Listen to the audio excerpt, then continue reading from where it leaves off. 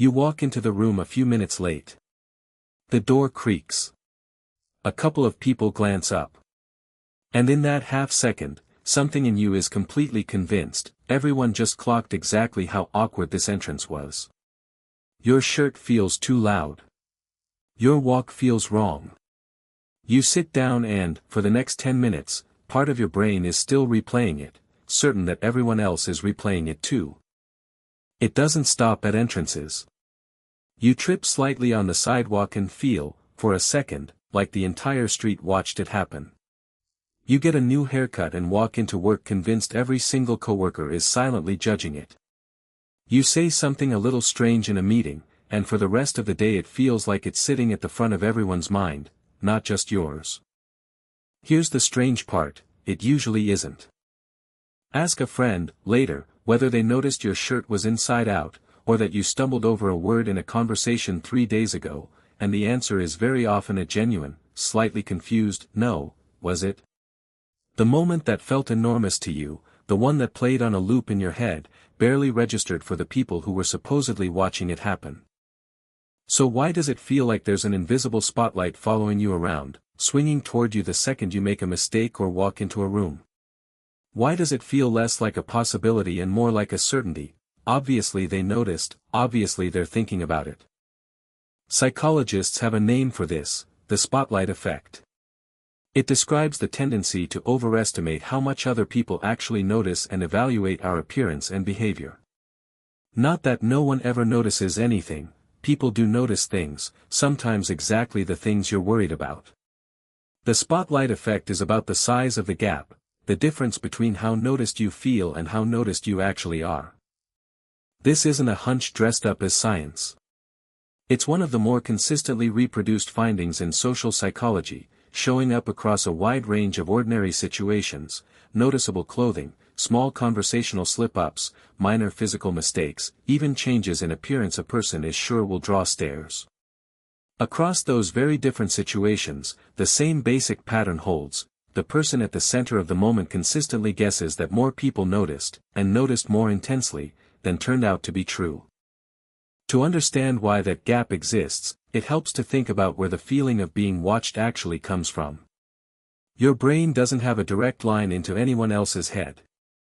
It has no real-time feed of what a stranger, a coworker, or a friend is actually paying attention to in any given moment. So when you try to estimate how visible you are to other people, your mind has to guess. And to make that guess, it reaches for the only detailed information it actually has, which is you. Your own appearance, your own mistakes, your own internal reactions are enormously available to you. You feel the stumble the instant it happens. You hear your own voice crack. You know, with total clarity, exactly how the shirt looks and exactly how long you've been standing in the doorway looking unsure of where to sit. That information is loud, immediate, and impossible to ignore, because you are the one person for whom it is happening in the first person. The mistake the brain makes is treating that intensity as if it were a measurement of someone else's attention, instead of what it actually is, a measurement of your own. Psychologists call this an egocentric bias, not in the sense of being self-centered as a personality trait, but in the more literal sense that your judgments are anchored to your own vantage point, because your own vantage point is the only one you actually have access to. You're not being vain by feeling watched. You're just using the only data available to you, and that data happens to be maximally tilted toward yourself. Meanwhile, the people around you are running the exact same process, just centered on themselves instead of on you. The coworker who might glance at your haircut for half a second is far more occupied by their own looming deadline, their own slightly awkward thing they said an hour ago, their own version of the exact spotlight you're worried about. Everyone in the room is, in a sense, standing in their own doorway, replaying their own stumble. Your moment is rarely the one playing on loop in their head, because their head is busy running the same private broadcast about themselves. Think about giving a presentation and fumbling a single sentence.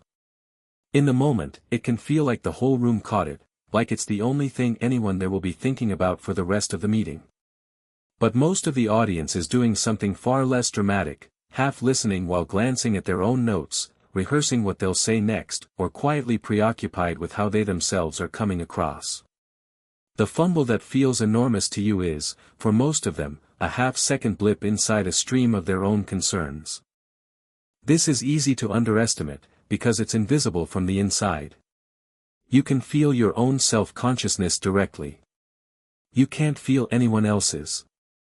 So it's tempting to assume that if you're not consciously aware of being self-absorbed in this exact moment, you must instead be fully absorbed in watching everyone around you, which makes it feel even more plausible that they're doing the same to you. In reality, almost everyone is quietly busy being the main character of their own experience, which leaves far less spare attention circulating around the room than it feels like there should be. None of this means the feeling is fake, or that you're simply imagining an audience that isn't there. Sometimes people genuinely do notice, a visible stumble, a loud comment, an unmistakable change in appearance can and does register with others. The spotlight effect isn't a claim that nobody is ever watching you. It's a claim about calibration. The intensity of the feeling doesn't reliably track the actual amount of attention you're receiving. You can feel like the entire room turned toward you when, realistically, two people glanced over for a second and went straight back to their own thoughts.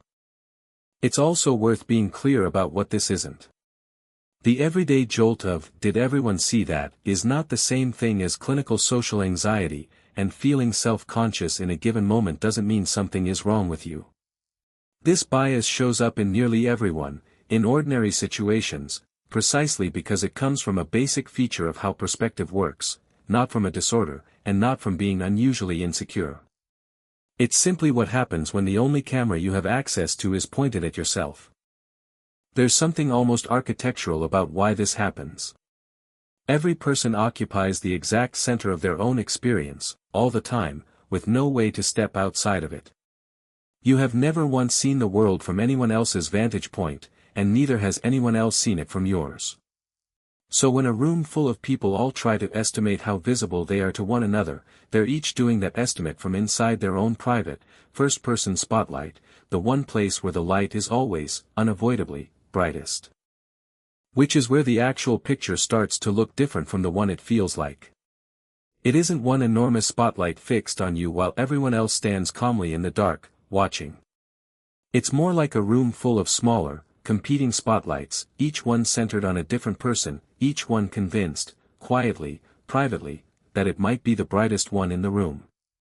So the next time you catch yourself replaying a stumble, a comment, an outfit, a mistake, convinced that everyone else is replaying it too, it's worth remembering what that feeling actually is. It's not a report on how much space you're taking up in other people's minds.